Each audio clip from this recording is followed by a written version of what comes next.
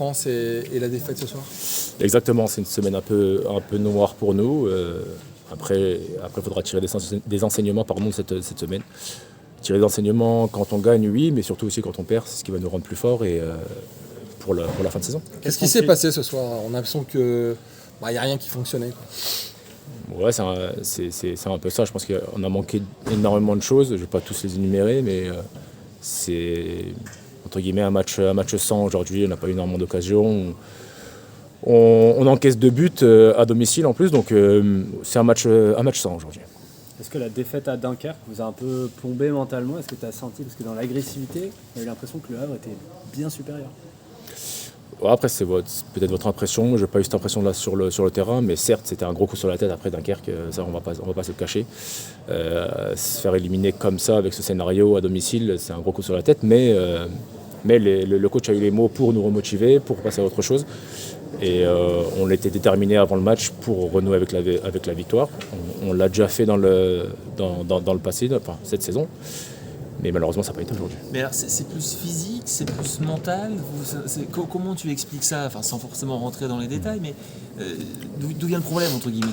Très honnêtement, c'est très dur à analyser. Après, il ne faut pas être non plus alarmiste et trouver beaucoup de problèmes au LOSC.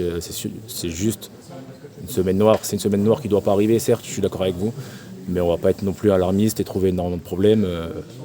Faut régler ce qui n'a pas été cette semaine, mettre des mots sur les choses qui n'ont pas été et repartir de plus haut. C'est vrai que sur une saison, elle est parfaite, il y a toujours un moment où ça craque et c'est peut-être votre sale moment, votre mauvaise période en fait.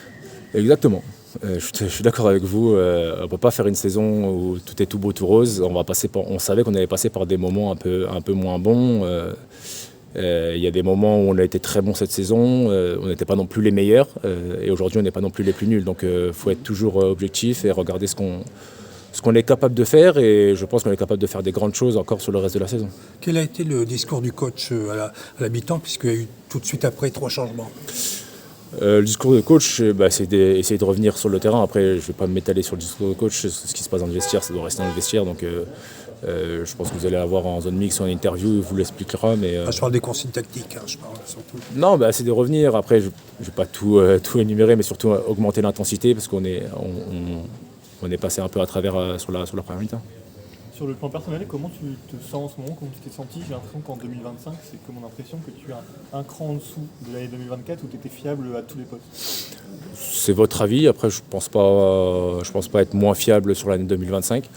Après, si c'est votre avis, vous avez peut-être raison. Mais on va moi et toute l'équipe travailler pour repartir du plus belle sur le reste des matchs sur la saison. Pardon. Merci beaucoup. Merci Aïssa. Merci. Bonne soirée.